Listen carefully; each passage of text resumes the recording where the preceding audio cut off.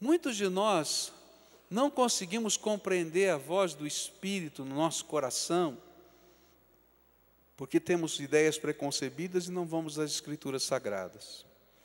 Mas algumas vezes, uma das batalhas que nós temos que vencer são as tradições que trazemos dentro da nossa alma, que não matam a sede do nosso coração, mas que também nos impedem de fazer uma busca genuína da graça de Deus. Eu fui uma vez fazer uma visita e essa senhora era vizinha de uma irmã da nossa igreja, e ela estava bem doente, uma senhora muito temente a Deus, muito religiosa. A casa dela estava cheia de relíquias da sua fé. Onde a gente andava na casa dela tinha as marcas da sua fé. E aí fomos fazer uma visita e orar por ela.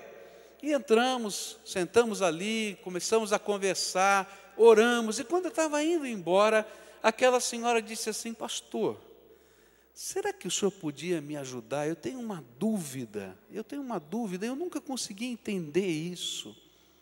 Por que a gente chama Jesus de Salvador?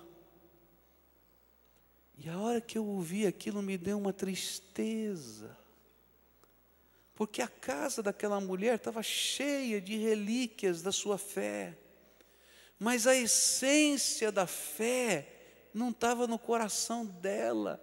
Ela não conseguia entender porque Jesus era o Salvador.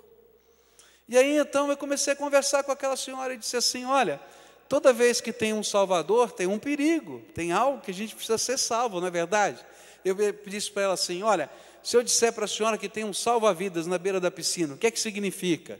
Ela disse: se alguém cair na piscina e não souber nadar, ele vai lá e tira, não deixa morrer afogado. Se eu disser que um bombeiro, ele está lá salvando uma vida, o que é que vem na sua cabeça? Está tendo um incêndio, e ele está lá resgatando alguém.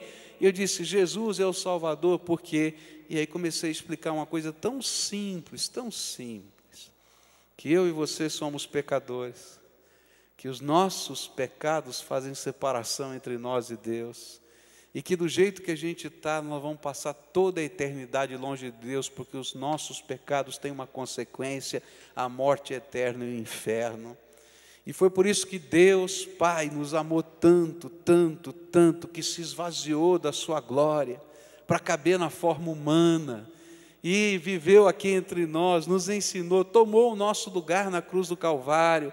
E quando Ele morreu, entre a morte e a ressurreição, naqueles 3 dias, Ele desceu ao Hades, lugar que nós chamamos de inferno, tomou das mãos de Satanás as chaves da morte e do inferno, ressuscitou o 3º dia, para que todo aquele que nele crê não pereça, tenha vida eterna, e assim Ele se transforma o nosso Salvador. Ela disse: é isso, é. E aí eu virei para ela e disse assim: sabe, para Jesus se transformar no nosso Salvador, nós temos que convidá-lo para tomar a nossa vida nas mãos dEle e nos dar as chaves que nos livram do inferno. A senhora quer orar comigo? Ela disse: eu sempre quis conhecer, porque Jesus é Salvador, eu quero Salvador. Queridos, às vezes a gente passa uma vida inteira praticando determinados ritos, e a gente não descobre a essência da nossa fé. Jesus é o Salvador da sua alma. O poder do Espírito Santo está aí selando o teu coração. Ele se manifesta, Ele fala com você, Ele é o seu melhor amigo, Ele é o professor particular. É isso que a Bíblia ensina.